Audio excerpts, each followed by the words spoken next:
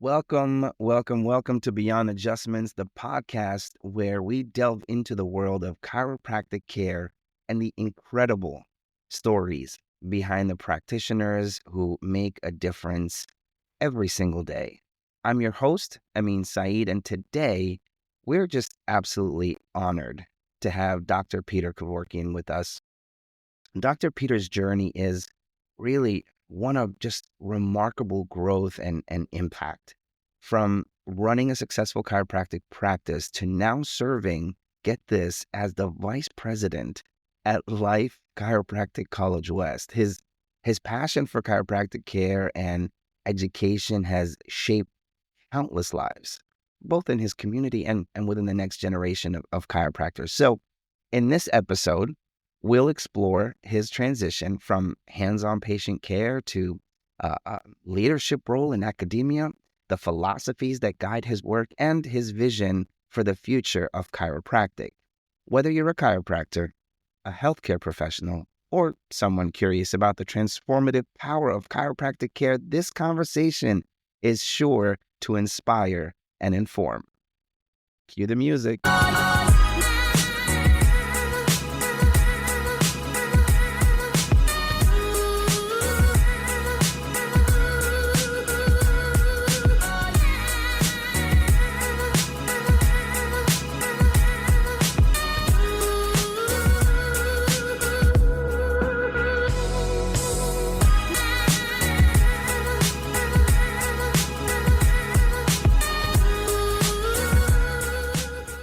Dr. Peter, thank you so much for joining me today on Beyond Adjustments podcast. My honor to be here. I mean, it's great. Oh, the honor and the pleasure is all mine, sir. Trust me, I'm so excited to have you on the show. Without further ado, I just want to jump in and really just delve into your life, your history, chiropractic care. Can we just do that? Can we just start Whatever you want. Let's do it. Let's do it. I love it. I'm so excited. I'm like literally giddy because I can't believe I have Dr. Peter on the show. You guys, you don't understand what's happening in my head right now. But all right. So Dr. Peter, your career, as I mentioned, really, it spans decades. Okay. And in multiple impactful roles. So let's start with what first inspired you to pursue chiropractic care and how has your journey really evolved over the years? You really remember moments in your life, and there are, I think, some very key things that happened that triggered me to become a chiropractor. First was even how I began chiropractic care. I was a freshman in college and was at a Christmas party. I shouldn't have been at the Christmas party because I was feeling like crap. I had congestion, I had a fever. It's one of those things, when you're a student, you do the smart thing. You decide to go to party and drink rather than stay at home and nurse yourself, right? Sure. So that's what I did. And I was at this party and I wind up being in the party was actually at the home of a chiropractic assistant, her parents actually. And I was dating at that time her best friend. And so that's why I wound up at the party. Got it. And I wind up speaking to the chiropractor who the woman worked for. And I get talking, I forget exactly what we were talking about, but at one point I said, I know you're some kind of a doctor. I had no idea what a chiropractor was. I said, I've had this lump in my neck ever since I've had this fever and stuff. Is there anything I should worry about? And the guy looks at my neck, feels a lump, and he explains it's a swollen lymph node. And he says, your body's dealing with an infection. And he says, you should go in within a day or two if it doesn't come by the office. I said, what are you going to do? He said, well, see why your body is not working right, and we'll get it to work better. Part out of curiosity and part out of, this is, a good friend. I think, well, let me go check out, see what the guy does. Sure. And as a result of that, I started under chiropractic care, and I started experiencing things in my body that I had never experienced before. I got over that infection, but I became more coordinated. I was never a sickly person, but I just felt my body was better.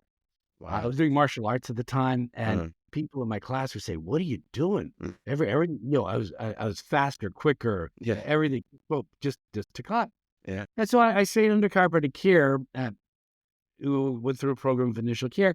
And every time I went, I would ask a gazillion questions. That was fascinating. Pushing my back, my body makes all these sounds. And Yeah. so it all made sense to me. One time I'm on the table and the guy who was adjusting me is an old time chiropractor. Boy, he moved them bones. I mean, a heavy adjuster. And one time I go over and said, Dr. Kadima, that was his name. I said, do you know what you're doing? Boom, boom, boom. No, I don't. And he walks out of the room. And he said, I go, wait a second. You know what you're doing? And the next time he comes, he says, simply, the truth is I really don't. And I paused and I looked at him and said, what I do know is I'm removing interference from your nervous system. What I don't know is what's going to happen when I do that. Wow. It could be that your immune system works better. Could be that your back feels better. It could, I don't know. I said, what I do know is the body's always in a better place without nerve interference. I said, that's the most honest answer a doc's ever given me. Walks out of the room and sees those other patients.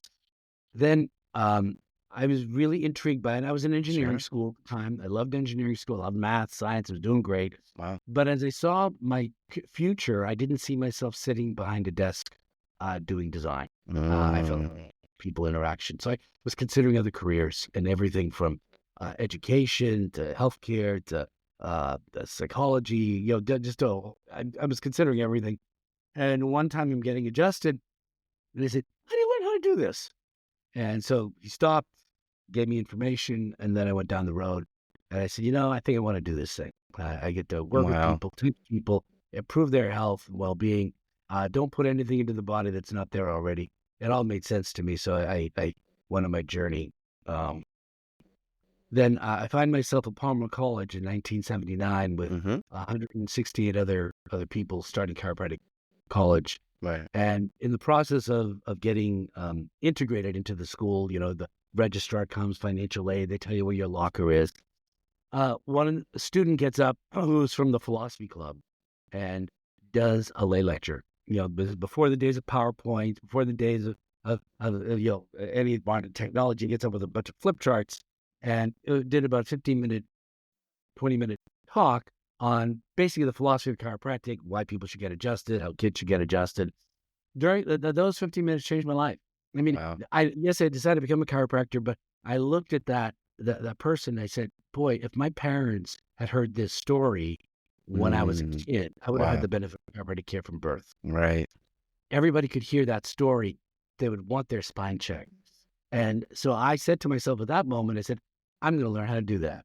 That's awesome. And realized I was this introverted, 26-year-old, naive, scared kid. Sure. And the thought of getting up in front of a group of people and talking was inconceivable to me. Yet it started me down this journey of not just being in school to learn the skills of chiropractic, but also to know how to understand and, more importantly, communicate the unique aspect of what it is that a chiropractor does. And I believe that is fundamentally the most critical link that happened in my mind, because it allowed me a clarity of focus of, as Simon Sinek says, knowing your why. So I felt fortunate that I got that. I got grounded in that from actually my first day in chiropractic school. So that's sort of that started me on the journey. Love it. Love it. Love it. I think it's amazing how just kind of certain people pop into your lives and it just changes the trajectory of just where you're headed. Like you might have this, goal in mind, and then all of a sudden just it gets disrupted. And I think when we pay attention to those moments, our lives really do change for the better. I mean, look at the impact that you've made over the years, instead of, not that being an engineer is a bad thing. I mean, I love math. I'm a programmer myself, but just the impact that you made on the lives, I just think is phenomenal. So thank you. Thank you for sharing that. So the fundamental philosophical idea that chiropractic is built upon, I'm sure you've heard this from other speakers. The major premise of the philosophy of chiropractic says that there is a universal intelligence in all matter, giving properties and actions, maintaining it in existence. In simple terms, it basically says the universe is organized. And everything that designed within our universe happens out of some intelligent design. Well, I extend that one step further to say it just doesn't pertain to the physical universe of the things we can see, hear, smell, taste, touch, the table, the computer, the car, the Yep. trees, the planets. I also believe that everything that happens within our lives, every relationship, every Mm, encounter, um, everything that literally happens within our lives happens out of intelligent design, whether we like it or not. The interactions that we have, the physiological processes that occur, the pains that we have, the losses, all of those things happen out of intelligent design. that's so So good. I take our philosophy to the nth degree. Yeah, that's so good. That's so good. Um, wow, thank you. That's awesome. So let's talk a little bit about Westwood Family Chiropractic, your practice out Okay. in, remind me again where that is again? Westwood, Massachusetts. It's In outside of Boston, about 20 minutes, awesome. 25 minutes. So I It, would, sorry, go ahead. Go ahead. it's the practice. When I graduated, I associated initially for a couple of years because I wasn't even sure if I wanted to be in the Boston area. Sure. Then I met a woman who was a chiropractor, and she had a practice in downtown Boston. We got together, fell in love, and created our own practice Love it. uh, together in Westwood, Mass. Love it. We wanted a home-based business.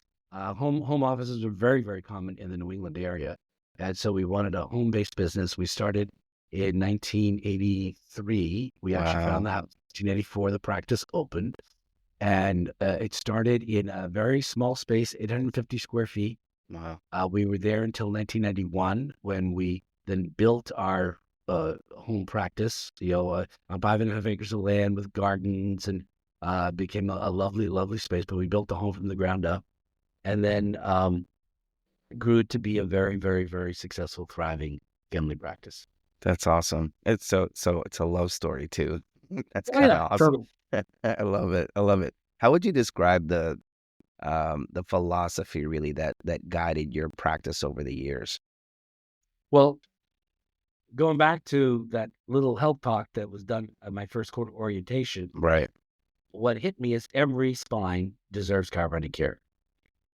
Every body is better off without nerve interference than with nerve interference. Mm-hmm. Worst causes of nerve interference or involvement in the spine can oftentimes begin at birth. Mm, So I want to check people, adjust them as needed from birth until death. So my practice was to try to build that understanding with every single person that came through the door. So regardless of why somebody may come to the chiropractor or came to my office, we would educate people to know the benefit of having a healthy spine. And mm, yes, for them, but also their families. mm. So the practice was built upon an educational process to understand the benefit of chiropractic care. And my philosophy, personal philosophy for practice is very, very simple. Tell people the truth, take care of people like family, um, be affordable and available, be good at what you do in terms of delivering the goods, and do it Mm, from love. And mm. those are really my people say, well, how do you have a successful practice? I've said that thousands of times, Love it.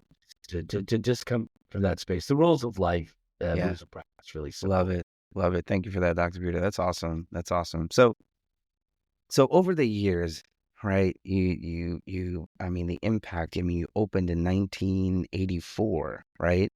Um, I think, so you said you got into Palmer, you got it at 1979, right? 1979 we Yeah, started. I was born in 79. That's insane. Yeah, I Um, know. That's, I remember being in school and during homecomings, all the docs would come back to the school, yeah. and I remember sitting there as this naive little student that said, "I want to be an old timer. Old timers got their act together. They know what they're doing."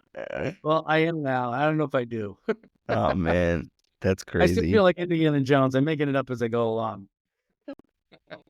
Well, like your doctor said, he doesn't know what he's doing, but he knows what yeah. So But you know what you're doing, but you don't know the impact of what it's gonna do. right, right, right. I love it. So wow. So 40 years, man. If not 41, 42. But 42 years in practice, that's tableside. crazy. That's crazy. I mean, the impact that you made on your communities and then the ripple effect that that had over the years. That blows my mind. But so, so you did that. You flourished your business.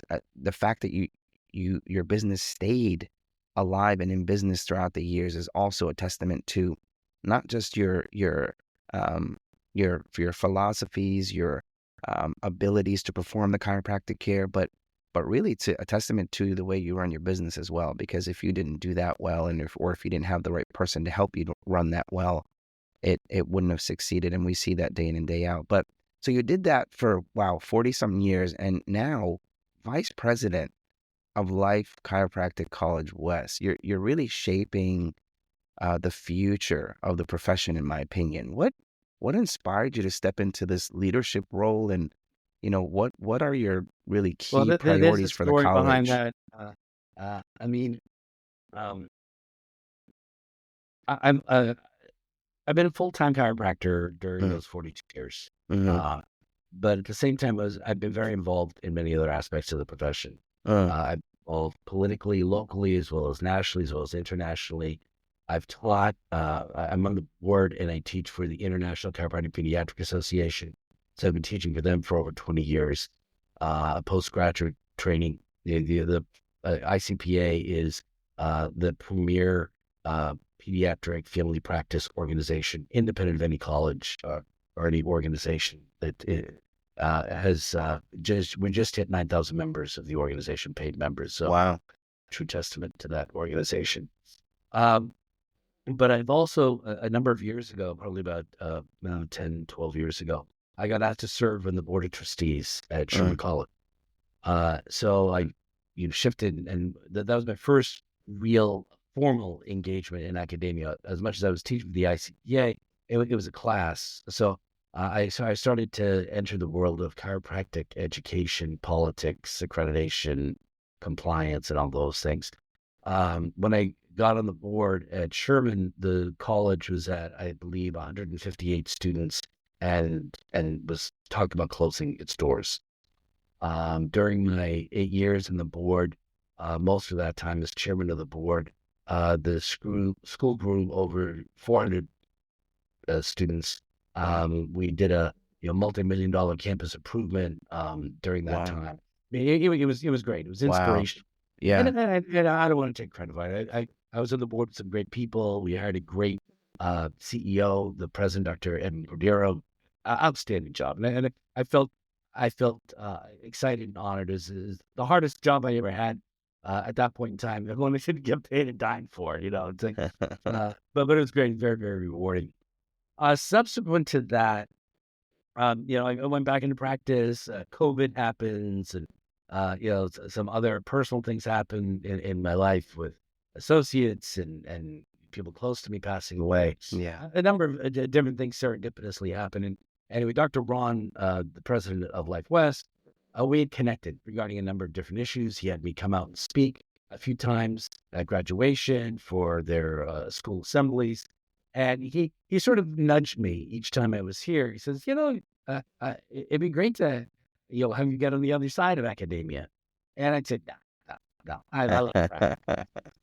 And he kept nudging and nudging. And, I don't need to go through the details of the story, but at one point he nudged and he says, I'd really love your help out here.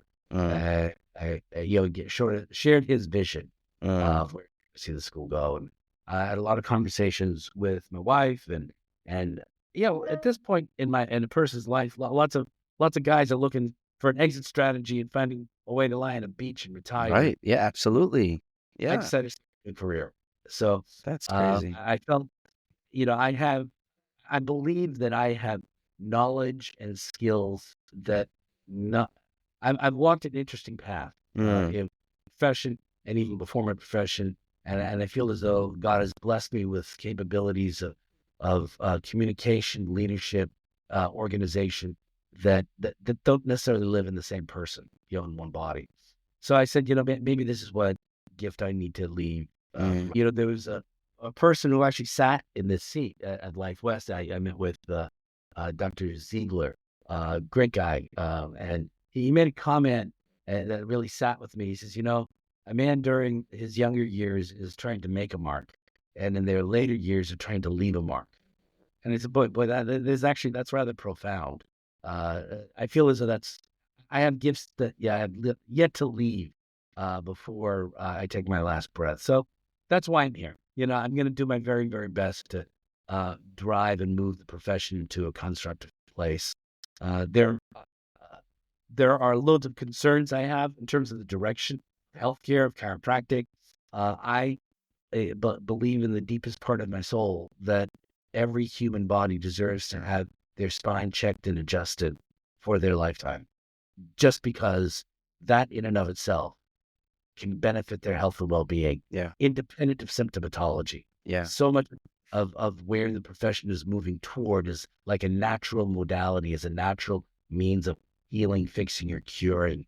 Not that there's anything wrong with that, but I believe that the true goal of creating a healthier humanity comes in people striving to create vitality, health, and well-being. And chiropractic is more aligned, no pun intended, to doing and creating that than just to be focused at treating or preventing diseases. Love it. Love it. If you So that's could, why. sorry? So that's why. Yeah, And I love there it, are man. loads of things about the program here that's extremely inspiring to me. Sure. In terms of how the curriculum is structured, how students are engaged, the practical aspects of what's happening, the all of those things. We can talk about them if you want, but that's what drove me to be here. Is that it very, very much aligned to my core values and direction. I love that. Well, I mean, answering that call is no small thing. So I can't wait. Honestly, I'm gonna be watching closely. Just letting you know, Dr. Peter. But it's gonna be awesome to watch and see the impact that you're gonna make on the young lives there. So thank you for answering that call. So I got $1 million question for you. If you could impart, so plenty of experience, right? From running a practice, now VP at Life West. If you could impart one key lesson to every aspiring chiropractor, what would it be? Just one thing: One key lesson. adjust people. Actually, it's got to be a twofer. Adjust people and love people. Okay. Okay. There's nothing that elevates the being and expression of this innate intelligence that chiropractors refer to more than a spinal adjustment. Adjust people. And by that, I mean authentically adjust people. Be good at what you do clinically, be competent, being able to analyze the spine and deliver a good specific adjustment and do it with love.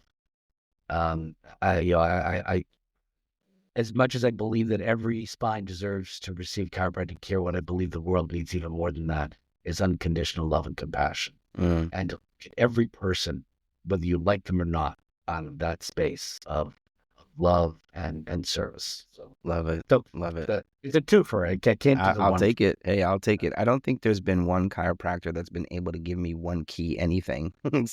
I just had an interview with Dr. Josh out in Virginia, and he's like he failed every time, and then we got one where he was able to give one answer. It was like, oh, yeah, sorry, did it. It's kind of cool. But anyway, so thank you. That's a phenomenal answer. Thank you for that. Can we get into the science of chiropractic care? I got a couple questions for you on that. Can we jump into that? All right.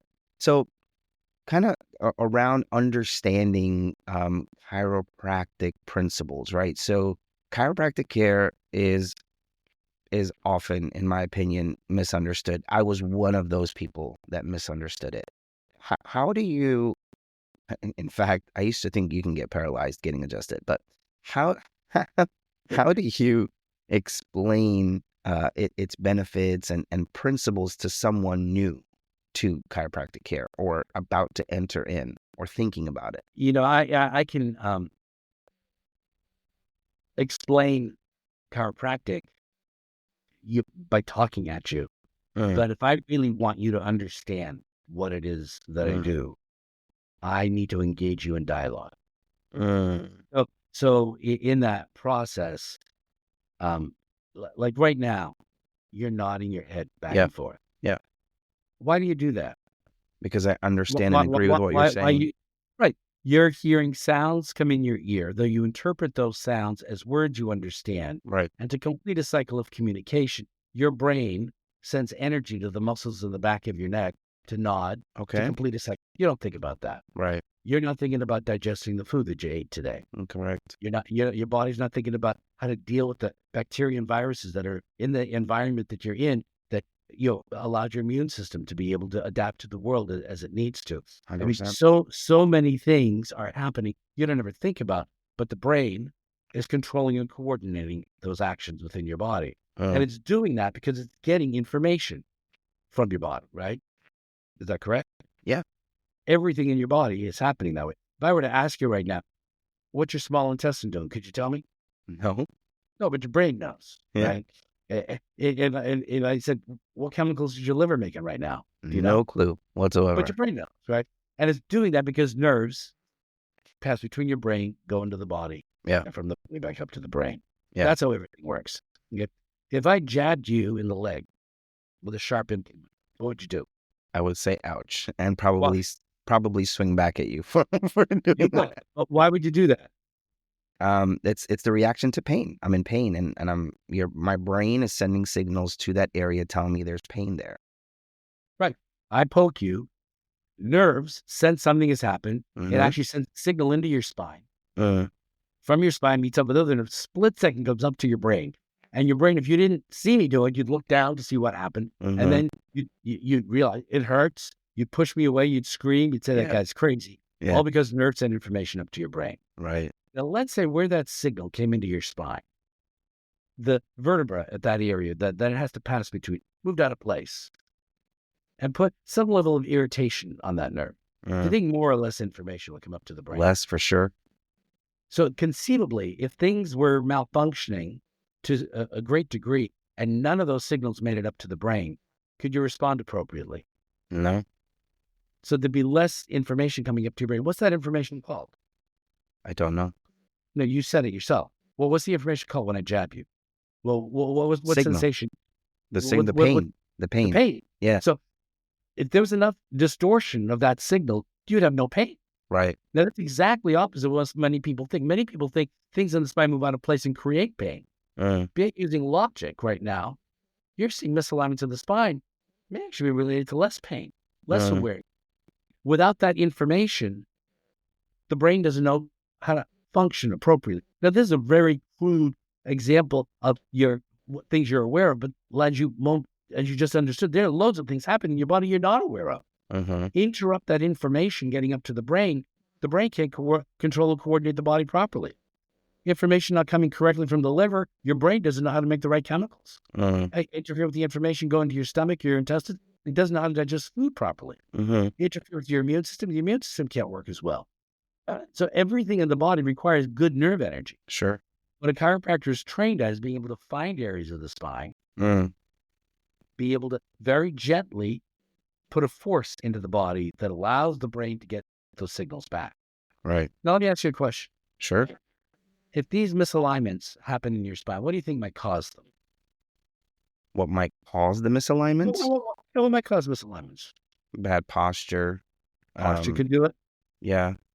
Just daily activities of how we move Daily our activities, bodies. sure. Yeah. Falls, sitting too much, stress. Yeah, Yeah. they could do it. Yeah. Motor vehicle accidents, Sure. football yeah. injuries. Yeah. Do you think it's a good idea to correct these misalignments, these involvements of the spine, as soon as they occur, or after they've been there for weeks, months, or years? No, I think as soon as they occur, but also the maintenance of it over time, like not to just go because something happened, but to have Right. that. Yeah. Because you don't know what can cause these subluxations or these misalignments, right? Right. But the question I just asked you is one of the most critical ones. You said, like most people will say, I should have it taken care of as soon as it occurs. Some of the worst traumas that occur to a human body happen as a child comes through the birth canal. Wow. So as a child is born, very often that can misalign or interfere with the nervous system in that birth process. Now we set the stage for that nervous system not being able to be fully perceiving its world. That Mm, nervous system can't fully control its world. mm, That interference starting now at that point in time, and the body has to try to deal with that for days, weeks, months, oftentimes years. So mm. if the first time somebody goes to a chiropractor is 45 years of age, there's a good chance that spine has had involvement for 45 years. Oh yeah, It'd be a hell of a lot easier to take care of things at birth. 100%. So that kind of explanation is what I would give every patient that came into the office. And so most people, even though they might be coming for headache or back pain or for whatever reason, once they understand that, they say, oh, maybe I should get my kids adjusted. Now, they Right. don't immediately bring their kids in that day, Sure. but as they see a benefit in care and they see other kids getting adjusted in the practice and kids jumping on the table, excited to be there, they then bring their kids. Mm, So mm. about 30% of my practice, 35% of the practice was under the age of 15. Wow. Yeah. So That's so actually most of those amazing. kids didn't come because they were sick or had a Mm, problem. They mm. came because parents understood as you're growing in your understanding of the importance of getting care from a young age. Sure. So it's actually simple. Just tell people the truth. Tell people the Yeah. story. Yeah. Allow people to have that understanding Great and make answer. it affordable. Yeah. Great answer. Great answer. So you talked about your vertebrae. I believe it's called the atlas, right? That first, is The that my top right? vertebra in the spine is called the atlas. Yeah. So mine was like at a 9 degree. I think I'm back now at a 12. Kind of we're working on it. And I believe, and I'm going to continue to believe that it's actually what caused the loss. I lost hearing about 5, 6 years ago in my right ear. I just out of nowhere, I woke up one day, I couldn't hear. And actually the more I get adjusted, the more hearing I get back in my ear. It's Army Lillard version 2. it's crazy. It's crazy to me. And for me also, so both my kids have scoliosis, unfortunately. So I'm watching that miracle happen as well. These are, both, in my opinion, extreme cases, right? But if we address, I would say, uh, uh, um, it should be a precursor to your week. You should get adjusted no matter what, because it's like an athlete getting ready for the Olympics. They're not just going to show up and run a decathlon, right? They're not going to do a pole vault just because they feel like it. They're going to train their body. They're going to get ready for that event. Well, I believe, at least for me, chiropractic care is that training for your body, right? To be in a place, to be in a healthier place, to be able to function properly, your for your nervous system to function properly, and so on. So your So answer is spot on. you said a lot of things that were rather profound. Mm, Uh, you said people should get adjusted weekly. mm, I'm going to suggest a different terminology and okay. just say people should get adjusted when they're subluxated. Mm, Okay. Subluxations are when there's an involvement of the spine. mm, And the adjustment is not just a general mobilization of the body, but it's a very, very specific force application. Metaphorically, it's like going up to a pool table, right? And hitting the cue ball and having all the balls move around on the table, or lining up your shot, hitting the cue ball in such a way that a ball goes in a pocket. mm, Okay. So mm, an adjustment is very, very specific with very specific intention. That intention is to allow there to be less pressure on the spinal cord and the nervous system. mm. Okay. That's a So cool yes, analogy. it is exactly what you want to do regularly when you're subluxated. You don't want to go putting forces into people's body randomly Yeah. if they're not subluxated. Right. That makes sense? It does. Okay. 100%. The adjustment doesn't train anything. Mm, The body is the only trainer there is. The gotcha. wisdom and genius of your body knows exactly what it needs to do, how it needs to do it. The adjustment is not going to train you. It's the body's own inherent ability to function. Gotcha. It's designed to work properly. Your training happens out of you choosing and making the decisions of how you are going to use your body, whether it's to lift weights or it's to run or throw a javelin or a discus or to play music, whatever Yeah. that is. Yeah. Your training is you developing the rigor and the discipline for you to develop that skill. Having a body free of nerve interference allows you to do that optimally. Right. So the Right. adjustment isn't training you. but it's allowing you the greatest resources Sure. for your physiology to be maximized at being able to train yourself in whatever direction you choose to go in. Love So it. that way, it's not the chiropractor doing it. Yeah. The It's your chiropractor, body. it's your body doing it. It's the wisdom and genius of your body doing it. It's Right. your capability, your talent, your skill, your discipline. You're the guru. You're the genius. Mm, All we're doing is giving the body its greatest amount of resources by allowing that interference to be taken away. I love that. I thank you. You took me to school And there. the truth is, I love the that. truth is, the chiropractor doesn't even do the adjustment. The truth is, what the chiropractor is doing is offering the body a very specific force that the Mm, body knows how to take and free itself from nerve uh, interference. wow. Our job is to be as specific as possible. The intelligence of that body says, yes, this is what should be happening at this joint. This is what should be happening to that nervous system. And it, of its own wisdom and genius, is allowing itself to correct itself. Mm, People ask me all the time, well, if the body's so intelligent, why doesn't it adjust itself? It does. The body is constantly taking forces randomly coming at it and yeah. trying to use it constructively. Our job is to provide a very specific force when a random force isn't coming to correct the nerve interference. Gotcha. That makes sense. That Does that makes make sense. sense? Yeah, it does. Totally makes sense. Totally makes sense to me. I want to back up just a little bit. You mentioned that it starts from birth, right? The way your body is. Okay. So with Westwood, right? Your practice, Yeah. you care for all ages, right? So, but what I would say, what unique considerations do you take, or do you teach your associates to take, when treating children, right, versus adults? So the process of pediatric care, Mm-hmm. adjustments of a young child, Mm-hmm. uh, has been around literally since the beginning of the profession. Okay. But the true development of focus for pediatric care, I'm going to give credit to Dr. Larry Webster. Larry Webster, who was the developer and creator of the Webster technique you might have heard of. I have, yeah.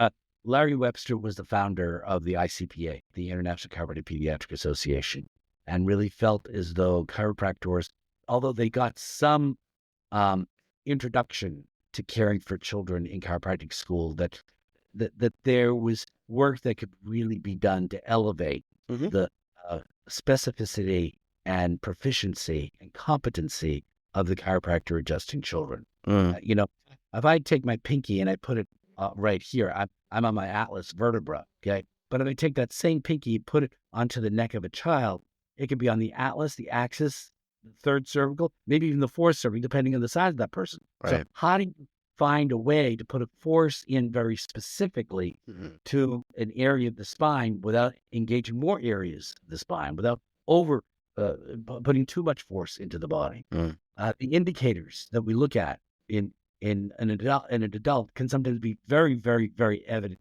and in a child becomes a little bit more subtle. So honing in your skills of being able to evaluate a child or an infant or newborn and being able to specifically apply a corrective force, the adjustment to that child, it requires training. The ICPA offers that. My associates have been trained through the ICPA as well as within my practice. Um, the um, there's no simple thing I can tell you in words that says, "Oh, do this and you could be a chiropractor for adults and then take care of kids." It right. requires a different level of training, awareness, sensitivity. Yes, many of the things that we know relative to adults translate down into a pediatric spine, but there are nuances and subtleties that really need to be developed. Yeah. I remember the first time that I was trying to learn cranial work, Okay. okay, which is adjusting the cranial bones, which you can do in adults, but particularly with children, because Interesting. the cranium is still so pliable, and the spinal cord attaches throughout the cranium. Mm-hmm. The covering of the spine, called the meninges, attaches not just to the spinal cord, but also attaches throughout the cranium. So Wow. you can make an impact and effect to the entire spine by taking care of a cranium, particularly in a child. Mm, But I remember the first time that I was palpating the cranial rhythmic impulse, the very subtle sensation of the movement of the cerebral spinal fluid. I didn't feel nothing. It took me over 9 months to really begin to hone in, develop the skill of being able to feel the cranial rhythmic impulse. Wow. So it takes patience, watching subtleties. But the general rule of thumb that I will tell every chiropractor with kids, infants, babies, less is more. Less is more. Less usually gets you further. Less contacts, less input into the system usually gives you more. Good answer. I love that. So I noticed some videos that you have out there. I believe you called it the Phenomenal Minute, right? So I did watch a few. It really, I would say it provides, I guess, accessible, bite-sized education on chiropractic care. What inspired this initiative really, and how do you see it empowering patients? So if you saw me and you said, "Hey Pete, how's it going today?" My usual answer is phenomenal. Phenomenal. Phenomenal is my word. Okay. So your patients would say, well, "What's going on today?" Things are phenomenal. Love That it. is my. Love it. And I've done that for ages. A very, very good friend of mine, colleague of mine, practicing in Massachusetts, Dr. Jean-Marc Slack. When you asked him, he got a phrase that he learned from Sid Williams. You ask him how he's doing. He says with his French accent, he says, "Near perfect." And so Jean-Marc had actually started a weekly video similar to my thing called the Near Perfect Minute. Love it. And so it would be his opportunity to get out on social media and share something with his practice members, his community, that he called the Near Perfect Minute. So he inspired me. Nice. I never say near perfect, but I say phenomenal. So I called it Peter's Phenomenal Minute. Love it. And what it was a 1 minute, maybe 90-second thing about something relative to chiropractic, personal growth, chiropractic practice. What might be, I would say something like, "This is Dr. Peter with today's Phenomenal Minute." People ask me, can you hurt somebody by giving them an adjustment? So I'd ask the question, then I would give an answer to it. Why should kids get adjusted? And I give an answer for it. Each one would have a question. Usually. Can we do a Phenomenal Minute right now? Sure. Pick a top. Give you a Phenomenal Minute. All right. I'm gonna go extreme on this one because I really did believe that you can get paralyzed from an adjustment. This was years ago, just admittedly. But here's my question: Can someone be paralyzed as a result of chiropractic care? This is Dr. Peter with today's Phenomenal Minute. Can somebody become paralyzed or permanently injured through chiropractic adjustments? The God-honest answer is no. If a spinal adjustment is what is being delivered, you cannot be hurt or injured. An adjustment is a very specific, gentle force application to allow the body to have less nerve interference. The body is never better off with nerve interference. So if the chiropractor is delivering a spinal adjustment to allow subluxations, nerve interference, to be corrected, to allow better nerve supply, that is never traumatic, it is never harmful, it can only do good. Now, if the question was, can chiropractor hurt somebody? Well, could you drive your car into a brick wall? Could you jump out of a 50-story building? And would that hurt? Absolutely. The chiropractor would need to do something that really is not a spinal adjustment. But I'm going to give you the truth. If chiropractors were hurting people, it would be reflected in their malpractice rates. Sure. The amount that I paid for malpractice insurance for millions of dollars worth of coverage was less than I paid for my auto insurance. Wow. It's one of the safest forms of healthcare. I have to say that's phenomenal.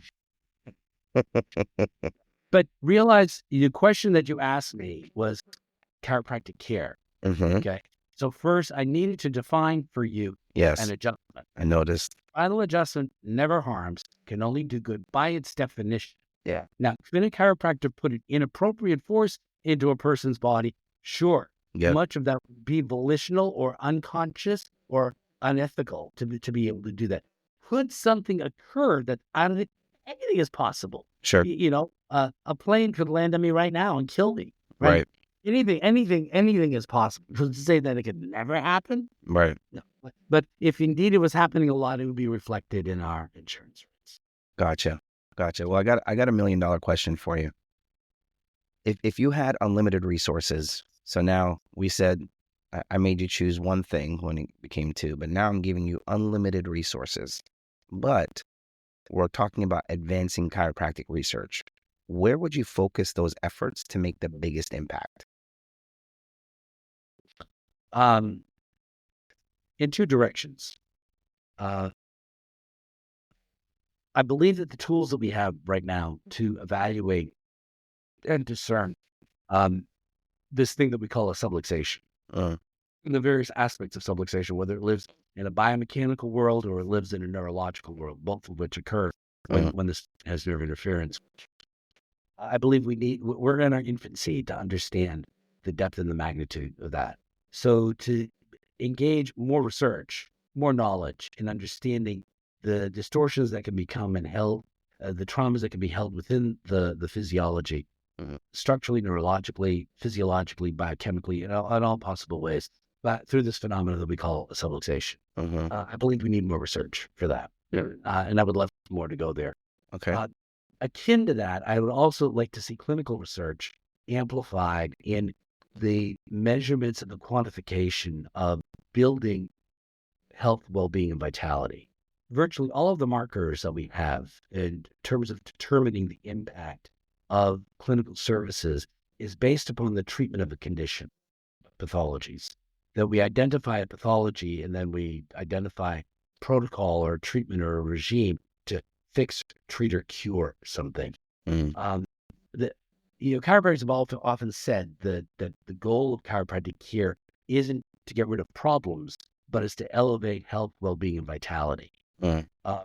The treatment of pathology is what we call pathogenic care. It's pathogenesis, looking at things that create pathos, disease, disorders. And the focus of healthcare has been pathogenic. And we've strived to identify a condition by giving it a name or a diagnosis and then treating the pathology. Well, there was this guy, Aaron Antonovsky, about 50 years ago, coined a term called salutogenesis, which is the contrast to pathogenesis, looking at the things that create, foster, build health, well-being, and vitality. Okay. But it's a whole new way to look at things. And just because you've eliminated pathologies doesn't necessarily mean you've created a more sane, healthy, functioning person. Yes, you're better off with the conditions, but body isn't necessarily healthier. You hear my point? I do. Just because somebody becomes free of diagnoses doesn't Yeah. necessarily mean you're building health, well-being, and vitality. I would love our research dollars also to go toward markers and developing technologies that can build quantification and data to show enhancement of vitality, this thing we call salutogenesis. Most of the measurements that we have right now are quality of life assessments. But even the quality of life assessments are very much built into problems you don't have rather than increasing well-being. It's a whole new way to look at things. Wow. It requires almost a microscope that doesn't exist anymore. Wow. So chiropractic, I believe, is fostering and nurturing that level of thought. So it's not our philosophy, but our philosophy is totally aligned to that Gotcha. direction. Gotcha. So if I had unlimited resources, it would be identifying the impact and the mechanism of adjusting nerve interference better and building this understanding and data management and quantification of salutogenesis. Wow. Man, your library in your brain, it's insane to me. The fact that you can just kind of access all this stuff, it's crazy to me. Wow. All right, let's talk a little bit about leadership and mentorship. So what is your role as, VP at Life West involved? How do you see it influencing the future of the profession? So my role is administrative. and non-academic at this point. In a certain way, it uses a whole new part of my brain. When Dr. Ron asked me to come here, he says, I want you to be vice president of institutional advancement, which is things like continuing education, fundraising, events that happen at the school, alumni services. And I said, I'm not a fundraiser. And come to think about it, all fundraising really is building relationships, building relationships, building trust, creating a vision. I'm actually really good at that. Uh, Mm, so, so I can in tell. as much as it's not what my training is, Yeah. uh, that's my department, right? But now we interface with so many other aspects of it. One of the things that we want to do is the best source of a chiropractic student comes from a chiropractor. Chiropractors who have patients who's just like I did. How do you learn how to do this thing? That I did, 45, 40, whatever, 50 years ago. So a part of what we've done is created a program for chiropractors to make it really easy for them to refer people to a chiropractic clinic. Obviously, I want them to come to Life West because I think it's one of the strongest curriculums that exists in the profession. But Mm, we've created an ambassador program that allow. So I interface with docs in that way. Uh, Having said all of that, coordinating the homecomings and the events that are here and handling the speakers who come for all school assemblies. Um, More and more students are realizing what my experience is. So I've become, a prominent speaker at many clubs on campus for pediatric club, for the Delta Sigma Chi fraternity, for the sororities. Uh, so I get to speak to loads and loads of clubs. A few instructors have me be a guest speaker in their classes on pediatrics or chiropractic technique or philosophy. So I make my influence there, but I don't have the responsibility of a class. So I get the best of all worlds. I get to be involved with decision making on an administrative level, and I get to influence students on a level where I don't have to feel responsible for giving exams and then taking classes, et cetera, and having curriculum.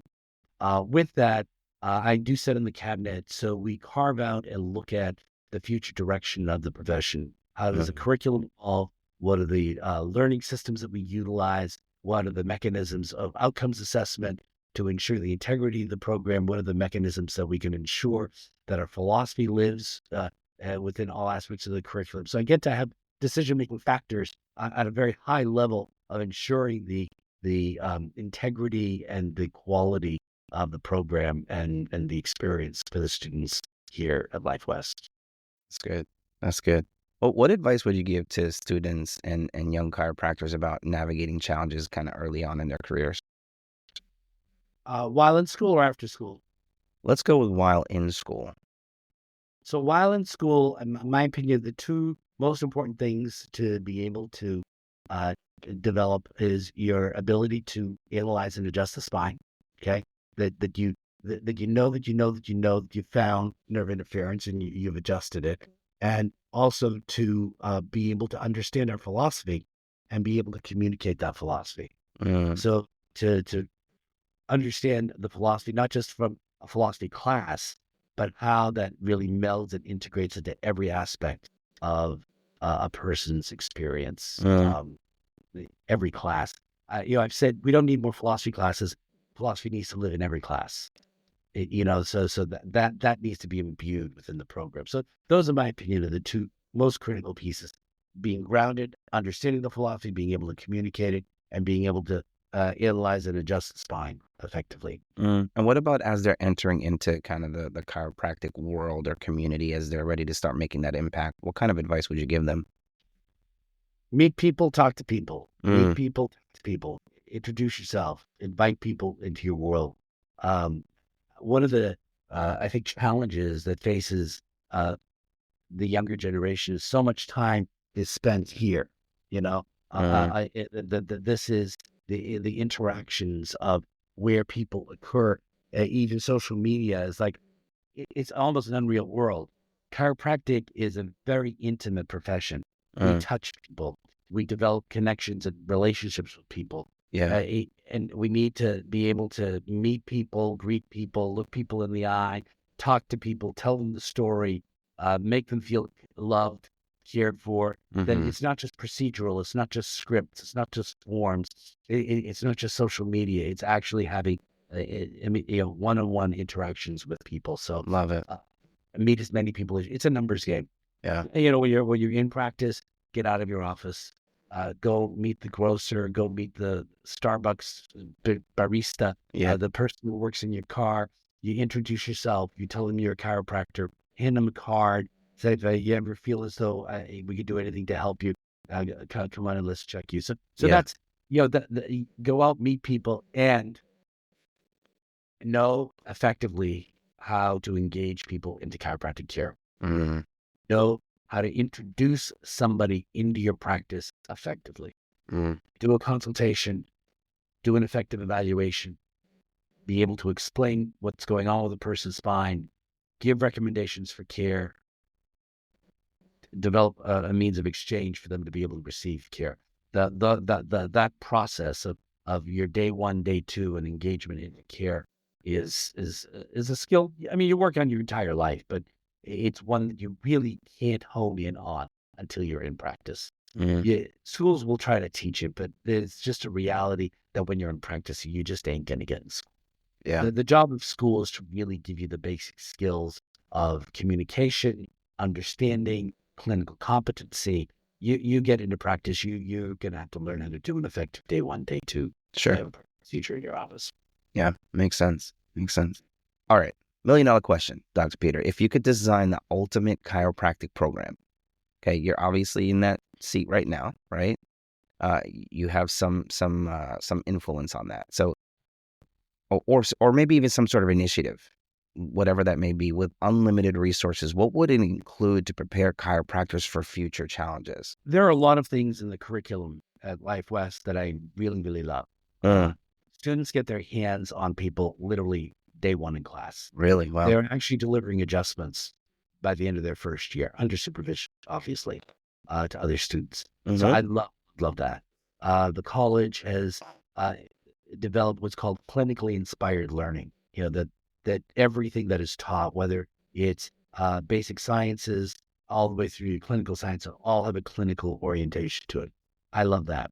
I love the fact that the entire last year of the program is done in a chiropractic office, Oh, wow. so that they're actually off campus. All their academic work is done virtually, but they're actually in an approved office under supervision of another doctor and working under another doctor's license. I love that. So I love all of those aspects to it.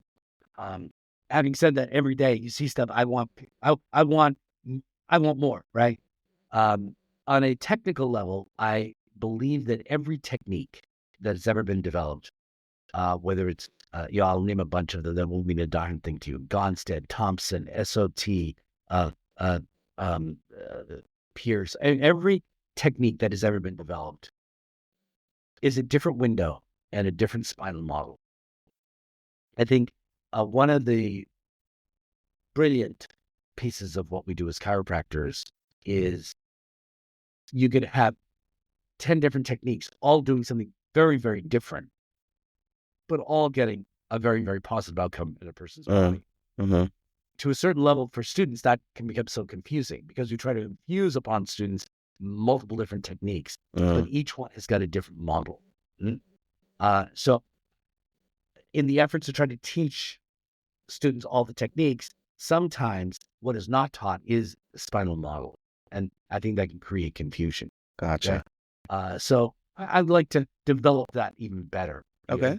The school does a good job. I'd like to do an even better job. Yeah. To be a good chiropractor, though, is more than being a good adjuster.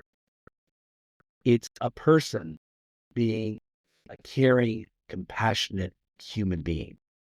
The ethos of Life West, as well as Life College, was actually started by Dr. Sid Williams, is to give, to do, to love, and to serve. That's the fundamental culture of the school. To give for the sake of giving, do for the sake of doing, love for the sake of loving, serve for the sake of serving, coming from your own abundance of wanting to be a human being. Although that ethos tends to live in the culture of the school, I would love to see more conscious attention given in terms of an individual's personal growth. The people. students that are going to chiropractic school today are younger than they've ever been. And, the person is going to graduate age, 23, 24, 25 years of age and is beginning to care for other people. It's more than just a technical skill. It requires somebody who is going to be a leader for individuals and families. So I think it requires a degree of emotional maturity and depth of understanding of self. I would love to see a greater degree of personal growth happen as a conscious, intentional part of the chiropractic curriculum. Great answer. Great answer. So this is the part where this is where I geek out. This is the stuff I like to talk about. The business of chiropractic care. So I want to talk a little bit about balancing business and service. So I would say running a successful practice requires juggling business responsibilities and then, of course, the patient care, which is the more important, in my opinion. How did you juggle the business and the patient care? There are two parts to business. Mm-hmm. There is business management, Mm-hmm. and then there's the financial exchange with the patient. So which one are you asking me? Or do you want both? Let's go with the business management and see where that answer takes us. Yeah, I'm interested in So both, the really. aspect of management, that chiropractors are not trained how to be a business person. Right. They are not trained on how to be a boss. They're not trained on how to market. Yep. They're not that whole aspect of things. Hence, there are lots of consultants that you can work with, one-on-one or groups and things you can be a part of. I've Sure. done a number of them over the years. Yeah. Um, the most important piece, in my opinion, relative to the management of the business Mm-hmm. is to constantly work on it, not just in it. Mm. And one of the things that I think stresses many chiropractors is everything is involved in terms of patient care. Being and serving your patients, educating your procedures. That's where their focus is, and they don't necessarily carve out time and schedule for business sides of things. So the advice that I always give chiropractors is you need to schedule in your week time to work on your business. Mhm. And working on the business, maybe doing promotional things for the business. Mhm. It might be hiring, firing, training staff. Sure. It might be managing your finances, paying bills, or dealing with your bookkeeper and doing taxes. But there is time and energy that you need to spend every week to work on the business. And whether it's organizing, coordinating, training, that you need to take responsibility to do that. Or you constantly work as an associate.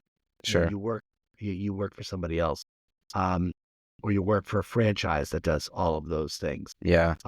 I know one of the things that attracted me to going to chiropractic school, and does for many people, is I get to be my own boss. I get to make my own hours. I get to, but with that comes responsibility Of course. working on the business. I've taken course. loads of business courses in chiropractic, outside of chiropractic. I'm continually working on my business skills. And there are many pieces of it. It's not like you take a business class, oh, you're done, right? One of the conversations actually we had in our cabinet meeting was about having students having business skills. And my comment to the board was, so I don't believe students even have the bandwidth to learn a lot of business skills. Right. They're too interested in making sure they pass their boards, that they, you get through this test and finish this quarter. Where am I going to practice? All those things are in their head. Yeah, for I sure. said, what we do need to give a student is how to think like a business person. That needs to get infused everywhere within the curriculum. That you are an entrepreneur. Yeah. You are a business person. Yeah. And that's that good. business skill needs to live throughout the curriculum without necessarily a class in business. We're not a business school. Yeah. But you can think like a business. I mean, the bottom line of business is you got to make more money than you spend. Right. But sometimes that reality, particularly in the mind of a student, doesn't even live. Sure. They get thousands, hundreds of thousands of dollars just by signing a piece of paper in student loans. But in terms of them understanding what's the real meaning of that signature, of that loan, and paying Sure. it back, and the Sure. responsibility and interest, to think like a business person is a critical piece of it. Within practice, working on your business is Yeah. a critical. Yeah. I'm not in. And then, so would you say then, carving out that time, would you, so as far as the patient care is concerned, would you say that, working with the patient is a different time allocated than, after, they've left your office, you would work on those patient files and study them and make sure, like, so you're allocating time to patient care, you're allocating time to reviewing the patient's files, and you're allocating time to actually spending on the business and the financials of it, right? So you have to be deliberate, right? There are three types of time, simply speaking, in the chiropractic world. Yeah. There's prime time, and that's the time that you're serving. You're just in patients, you're in your office, you're delivering the goods, or you're out in the community doing a talk. That's all prime time. That's you're basically on stage. Yeah. Then there's playtime. That's your personal time. Time with your family, vacations, downtime, going to a sports game, whatever it is. Playtime. The other time is called prep time. Prep time is working on the business. It's completing your patient files, preparing a report of findings, figuring out what you're going to do for a staff training, all the things that work in and on your business. Yeah. That needs to get scheduled. Got it. If you don't, what it does is it robs from your personal time, your play time, and you wind up developing resentment on one side or the other. Okay? You actually need to schedule that time within your life. Gotcha. What do you have any maybe branding insights for that you would share with chiropractors looking to really build their practices right now? Is there anything you can kind of impart? Define what you mean by branding insights. Branding. So for me, branding is a very, very wide topic because you're talking about the atmosphere, you're talking about your colors, you're talking about your logo, you're talking about your approach to how you're actually handling patients and how you talk to them and things like that. And then that aspect in and of itself, if you're bringing in an associate, make sure that associate is actually treating them the way they're supposed, and so on. So branding is a really wide topic. It's a huge piece of it. Yeah. So I guess the thing, the essence of chiropractic work is to do things from the inside out. To recognize the body expresses its own wisdom from the inside out. I believe branding needs to come from that same place. Okay. You don't brand from the outside in. You brand so it needs to come from a degree of authenticity. What do you love? Okay. What resonates for you? Yeah. What do you want in that space? And then look at it from that standpoint. Then put your patient in there. What do they see, hear, smell, taste, touch while they're in that experience? Are things patient centered? The office environment needs to be a place that I like the colors and the feeling that I'm happy there. Playing the music and all that other stuff, but that from the patient's point of view, what are they comfortable? Are their needs being met? Are they being heard? So the in terms of branding, that's that immediate aspect to it.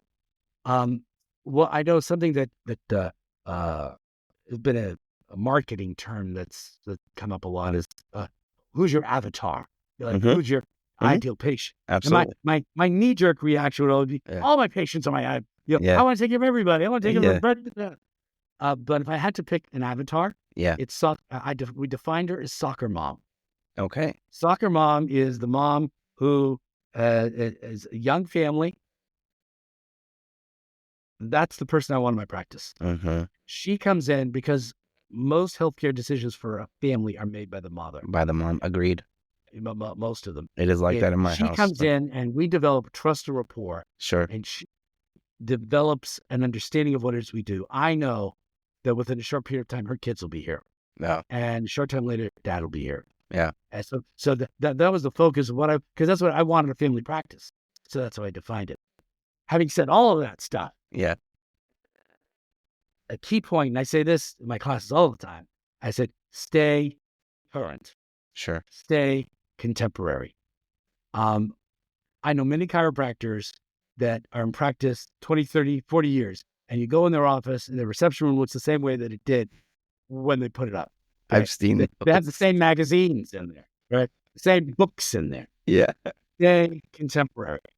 Yeah. That's good. And my metaphor is, I said, when I went to chiropractic school, Mm-hmm. I loved music.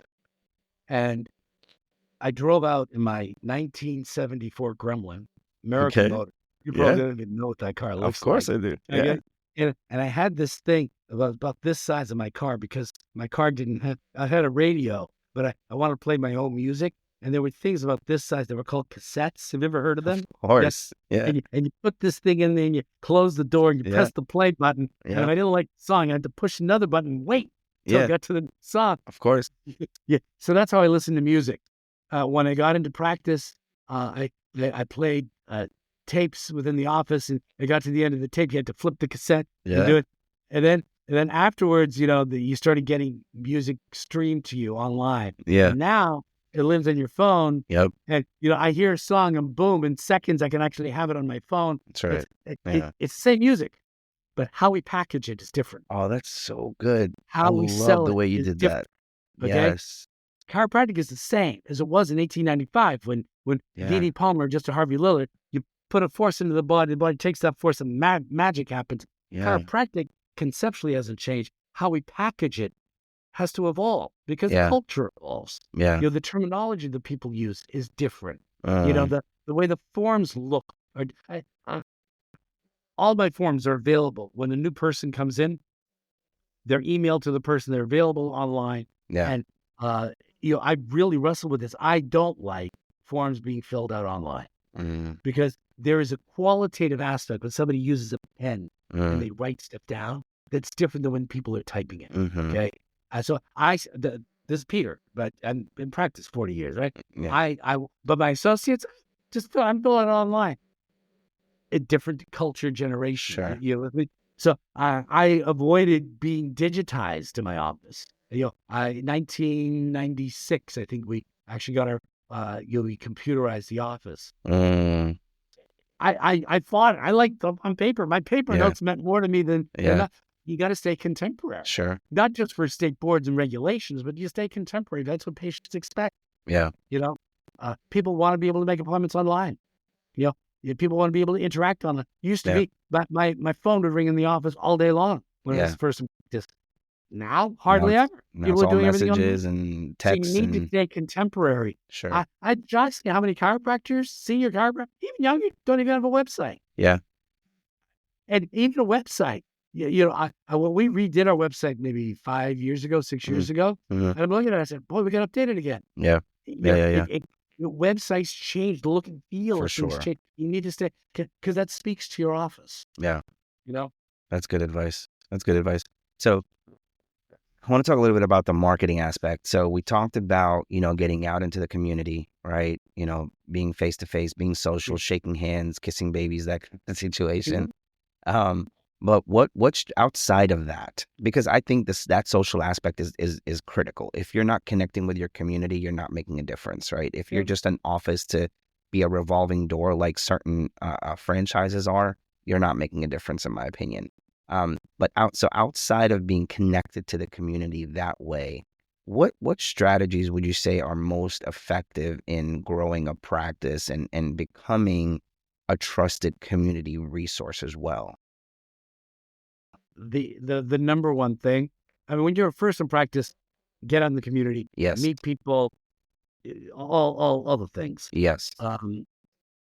External marketing you always need to do, but in my opinion, the thing that really markets your practice Mm-hmm. is internal. It's caring for people that they know that they're seeing the most amazing chiropractor, and you nurture those relationships. We tend to be very, very front loaded in terms of how we engage in relationships, in all relationships. Yeah. But even within practice. Yeah. In personal relationships, you meet somebody, you like them, you're calling them all day long, you're texting them all day long, you're writing little notes and cards and little gifts, and you're constantly doing that. Yeah. And then as time goes on, we tend to do less and less of it. Yes, you do it for anniversaries and birthdays, but I believe that the health of any relationship is continually nurturing the Uh-huh. relationship. in practice, people come in, day one, we spend an hour. Day two, we spend 45 minutes. Mm. And as time goes on, the time with people actually becomes less and less. So you want to do stuff that nurtures that connection. So I'm all up for doing celebrations in the office, and not just for promotions, although you can wrap it around promotions, but Yeah. have parties. Yeah.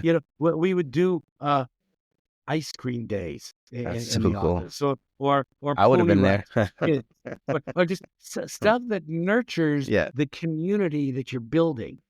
We would do educational workshops for people throughout the year, beyond just an introductory class in chiropractic, but stuff that nurtures the group to be together, have an environment where people want to. Just coming here makes me feel good. You know, so nurture the community, the relationships, and market. Don't be afraid to ask people for referrals. Referrals are key, I'm sure. Yeah. Yeah. Yeah. That's good.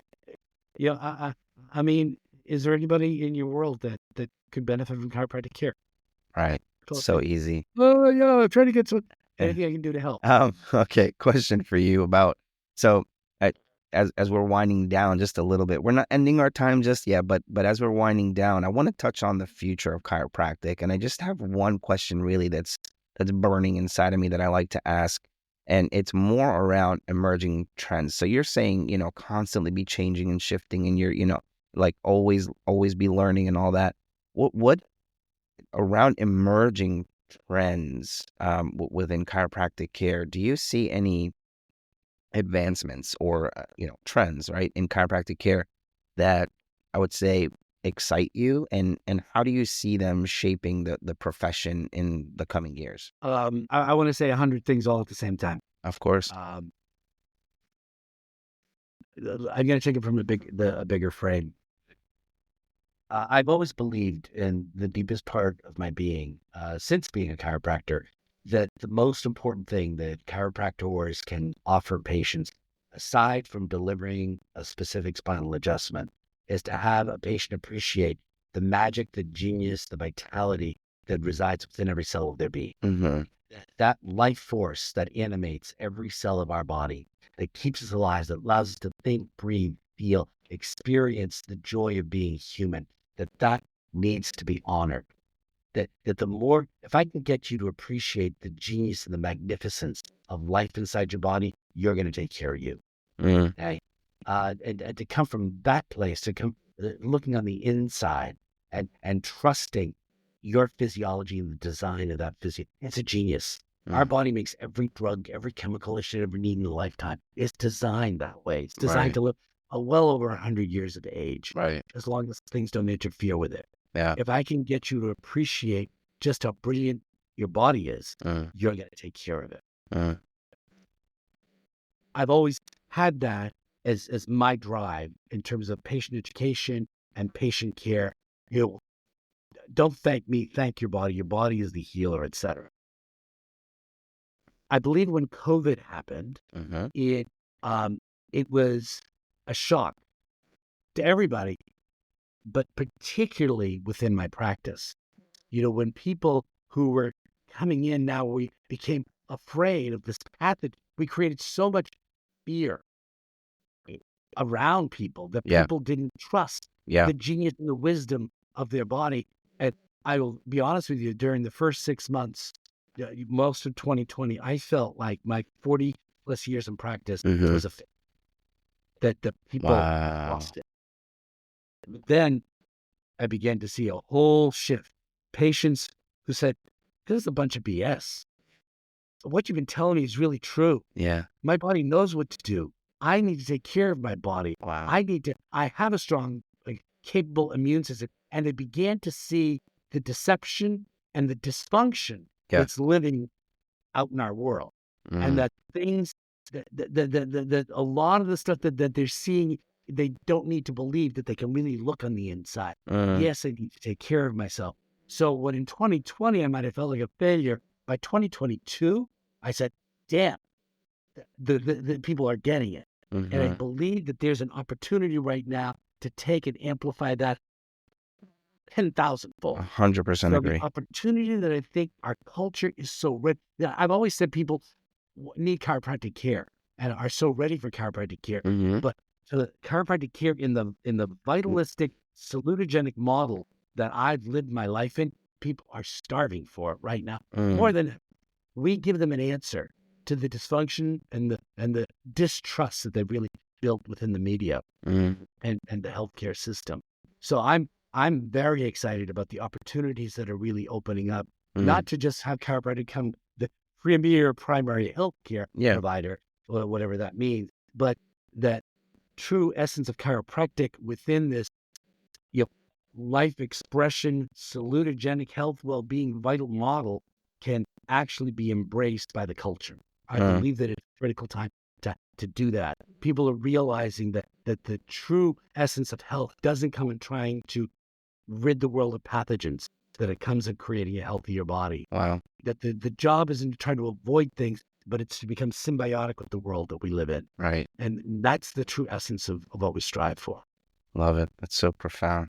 What, Dr. Peter, honestly, what keeps you passionate and inspired? Podcasts like this. I get to talk and tell the story, man. Okay.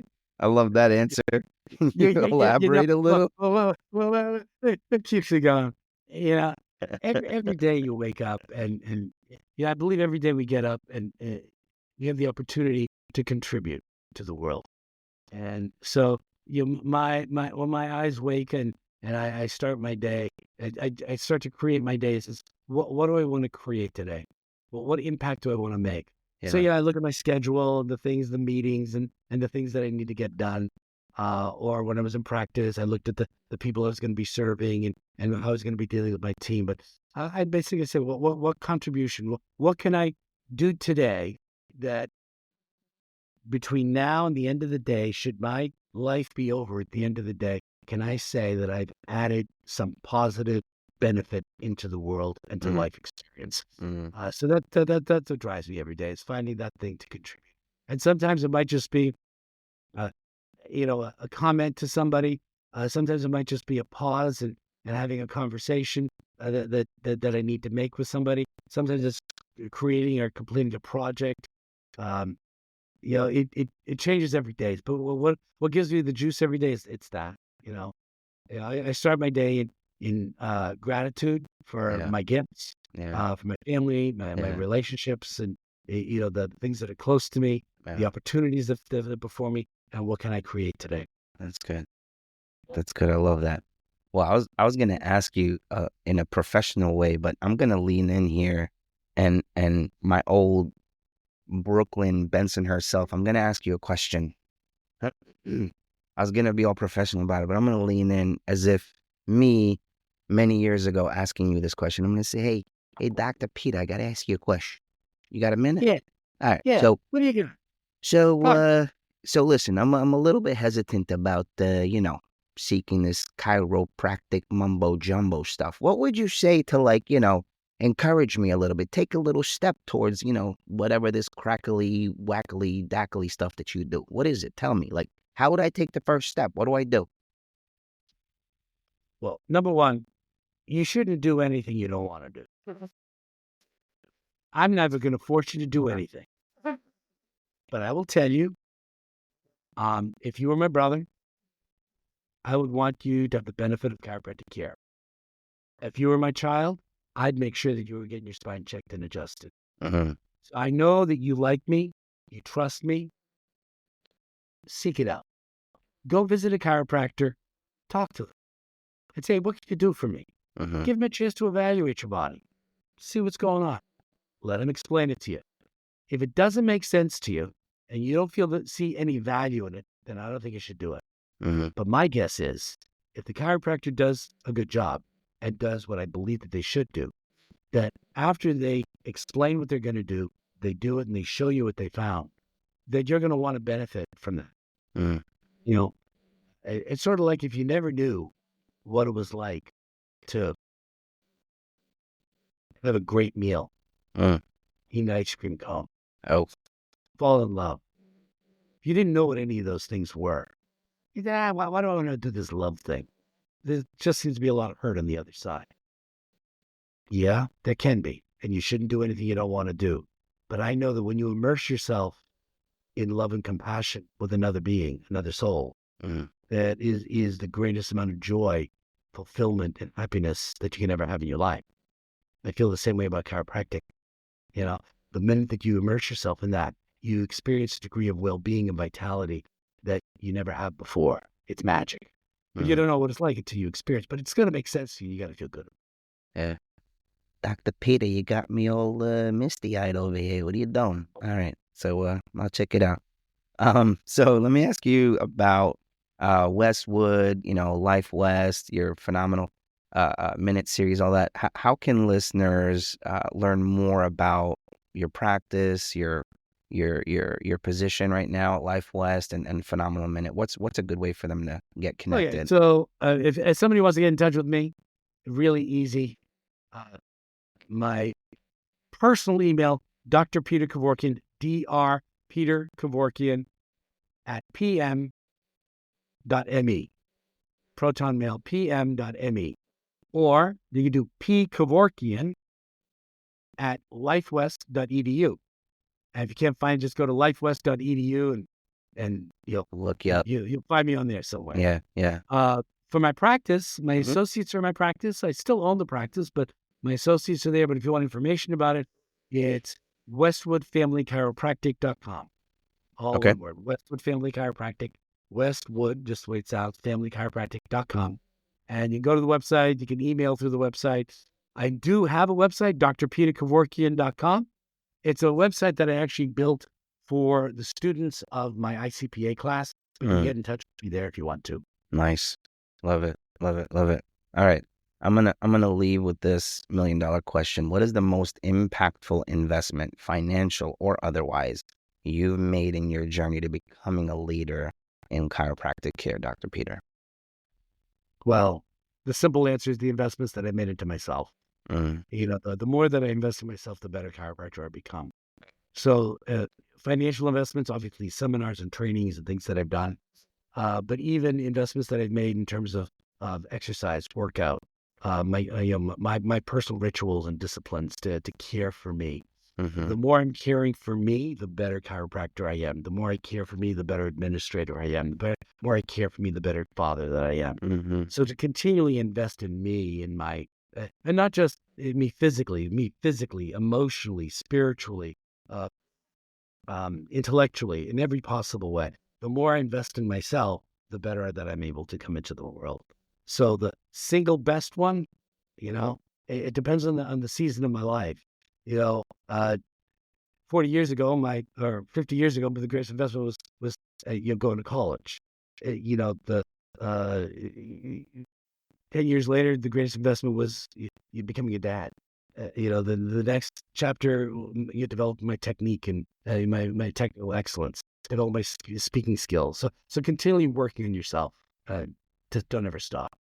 That's good. Well, Dr. Peter, thank you so much for sharing your incredible journey, insights, and really passion for chiropractic care and education. Your transition from running a thriving practice that's still alive today to making a really profound impact as vice president at Life West is really, really, really inspiring. So to our listeners, I hope today's conversation has really given you valuable perspectives on the power of chiropractic care, the power of your body and how it can perform, and the importance of leadership in the profession, and of course the ways we can all contribute to a healthier community.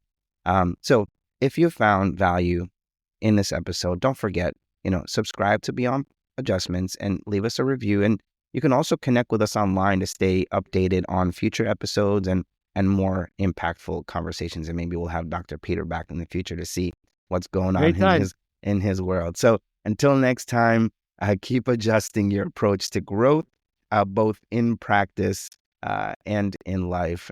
Thank you for tuning in. Thank you. Thank you, Dr. Peter.